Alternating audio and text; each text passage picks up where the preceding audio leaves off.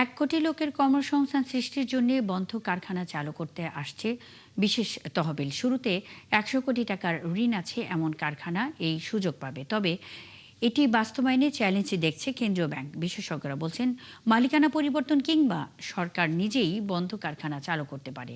আর একজন অর্থনীতিবিদ মনে করেন, পুরনো সমস্যা জিয়ে রাখলে সমাধান মিলবে না।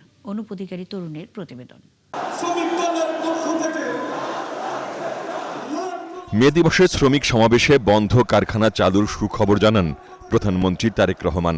আমার সামনে একটি ব্যানার আছে, সেই ব্যানারের মধ্যে লেখা রয়েছে বন্ধ কলকারখানা চালু করতে হবে। ইনশাআল্লাহ বাংলাদেশের অনেকগুলো কলকারখানা যেগুলো বন্ধ হয়ে গিয়েছে বিগত বছরগুলোতে, পর্যায়ক্রমিকভাবে আমরা সেই কলকারখানাগুলোকে আবার চালু করার উদ্যোগ গ্রহণ করেছি। 72 ঘন্টা ময়শ্চার সমৃদ্ধ লিলি বডি ওয়াশ, শিয়া বাটারের গুডনেস স্কিন রিপেয়ার করে রাখে সফট ও গ্লোয়িং। 1 কোটি লোকের কর্মসংস্থান সৃষ্টির লক্ষ্যে বন্ধ কারখানা চালু করতে আসছে বিশেষ তহবিল। যে তহবিল গঠনের আগে ব্যাংকগুলোর কাছে বন্ধ কারখানার তালিকা ও তাদের ঋণের হালনাগাদ তথ্য চাওয়া হয়েছে, যদিও এটিকে চ্যালেঞ্জ হিসেবে দেখছে বাংলাদেশ ব্যাংক। টাকা দিয়েই যে সবগুলি ফ্যাক্টরিকে বন্ধ ফ্যাক্টরি চালু করা হবে তা না, এক একটার জন্য এক এক ধরনের ট্রিটমেন্ট দেওয়া হবে, যার যা লাগবে। এক কথায় কর্মসংস্থান মানে নবনির্বাচিত সরকারের ডিক্লারেশন যে 18 মাসের মধ্যে দেশে এবং দেশের বাইরে প্রায় 1 কোটি লোকের কর্মসংস্থান সৃষ্টি করতে চায়। এবং কর্মসংস্থান সৃষ্টি করতে হলে এই মুহূর্তে নতুন ফ্যাক্টরি যদি সৃষ্টি করতে হয়, সেটা তৈরি প্রোডাকশনে যেতে 2-3-4 বছর লেগে যাবে।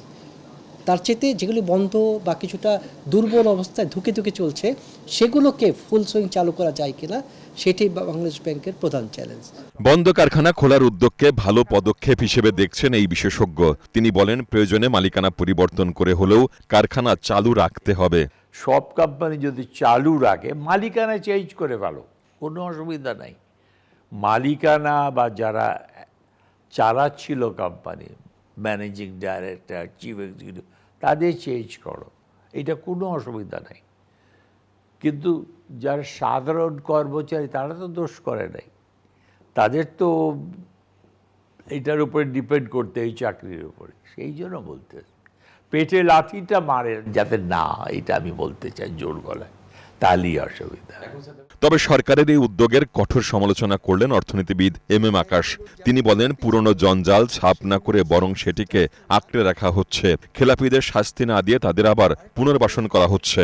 যেই ব্যাংকগুলোতে সাধারণ মানুষের টাকা ছিল, সেই টাকাটা যারা দিল না, মেরে দিল, তাদেরকে শাস্তি না দিয়ে সরকার তাদেরকে বেইল আউট করে টাকা দিল। তার মানে সরকার তো অপরাধের বোঝাটা নিজের কাঁধে নিল, কিন্তু অপরাধের বোঝাটা নিজের কাঁধে নিয়ে এই টাকাটা কোথা থেকে সে তুলবে? একটা সুযোগ ছিল যে পুরো ব্যবস্থাটাকে বদলানোর, কিন্তু আমি এখন পর্যন্ত বিএনপির যেসব পদক্ষেপ দেখছি, তাতে আমি নিশ্চিত, যদি আমি বলি ডন শোজ দ্য ডাস্ক, সকালবেলায় সন্ধ্যায় কি হবে বোঝা যায়। এবং এটা ভুগবে বিএনপি, কারণ এটা যেই কুমির পালিয়ে গেছিল, সেই কুমিরকে আবার খাল কেটে নিয়ে আসা হবে। অন্তত 10-12 জনকে কঠোর শাস্তি দেওয়া উচিত ছিল বলেও মনে করেন MM আকাশ। সব কিছুরই একটা সীমা থাকে, অন্তত 10-12 জনকে তো তারা একটা কঠোর শাস্তি দিতে পারত। অনুপ অধিকারী তরুণ, 71, ঢাকা।